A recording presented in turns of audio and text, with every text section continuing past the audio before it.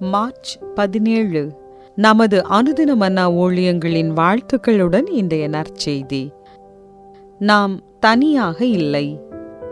இன்றைய வேத வாசிப்பு வெளிப்படுத்தின விசேஷம் 3ஆம் அதிகாரம் வசனங்கள் 14 முதல் 22 வரை.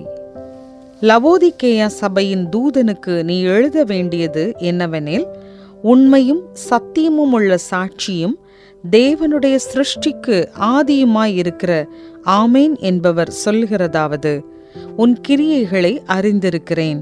நீ குளிருமல்ல அனலுமல்ல. நீ குளிராயாவது அனலாயாவது இருந்தால் நலமாயிருக்கும். இப்படி நீ குளிருமின்றி அனலுமின்றி வெதுவெதுப்பாயிருக்கிறபடியினால் உன்னை என் வாயினின்று வாந்தி பண்ணி போடுவேன்.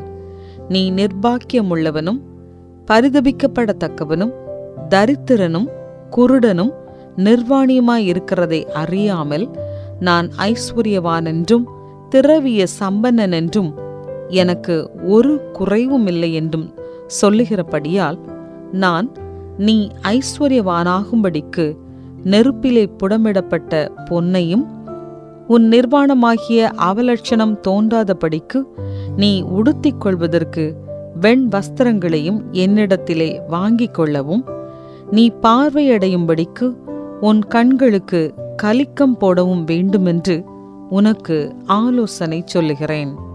நான் நேசிக்கிறவர்கள் எவர்களோ அவர்களை கடிந்து கொண்டு சிட்சிக்கிறேன். ஆகையால் நீ ஜாக்கிரதையாயிருந்து மனம் திரும்பு. இதோ வாசற்படியில் நின்று தட்டுகிறேன். ஒருவன் என் சத்தத்தை கேட்டு கதவை திறந்தால் அவனிடத்தில் நான் பிரவேசித்து அவனோடே போஜனம் பண்ணுவேன், அவனும் என்னோடே போஜனம் பண்ணுவான். நான் ஜெயங்கொண்டு என் பிதாவினுடைய சிங்காசனத்திலே அவரோடே கூட உட்கார்ந்தது போல ஜெயங்கொள்ளுகிறவன் எவனோ அவனும் என்னுடைய சிங்காசனத்தில் என்னோடே கூட உட்காரும்படிக்கு அருள் செய்வேன். ஆவியானவர் சபைகளுக்கு சொல்லுகிறதை காதுள்ளவன் கேட்க கடவன் என்றெழுது என்றார். குறிப்பு வசனம்: இதோ வாசற்படியிலே நின்று தட்டுகிறேன். வெளிப்படுத்தின விசேஷம் 3:20.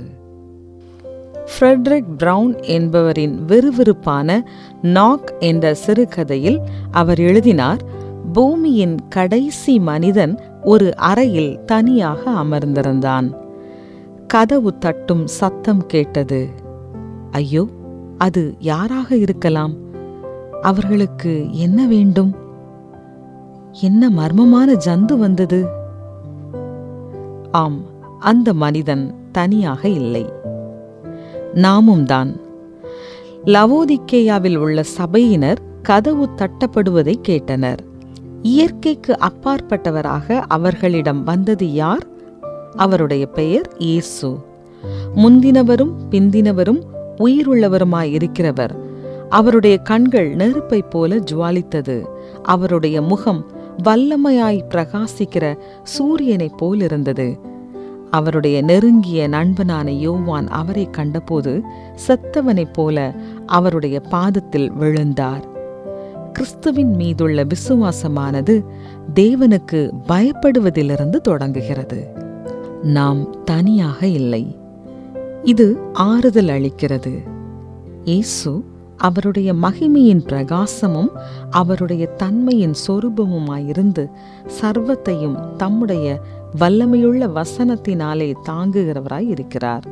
ஆனாலும் கிறிஸ்து தம்முடைய வலிமையை நம்மை அழிக்க அல்ல, நம்மை நேசிக்கவே பயன்படுத்துகிறார். அவருடைய அழைப்பை கேளுங்கள். ஒருவன் என் சத்தத்தை கேட்டு கதவை திறந்தால் நான் உள்ளே பிரவேசித்து அவனுடன் போஜனம் பண்ணுவேன், அவனும் என்னுடன் போஜனம் பண்ணுவான். வாசலில் நிற்பது யாரோ என்கிற பயத்துடன் நமது விசுவாசம் துவங்கி அது வரவேற்பிலும் ஆற தழுவுதலிலும் முடிகிறது. நாம் பூமியில் கடைசி நபராக இருந்தாலும் எப்பொழுதும் நம்முடன் இருப்பேன் என்று இயேசு உறுதியளிக்கிறார். தேவனுக்கு நன்றி, நாம் தனியாக இல்லை. கிறிஸ்துவின் வல்லமையையும் அன்பையும் நம்மால் ஏன் பிரிக்க இயலாது? இரண்டும் ஏன் மிக முக்கியமானவை? இயேசுவே, நான் உம்மை என் இதயத்திலும் வாழ்க்கையிலும் வரவேற்கிறேன்.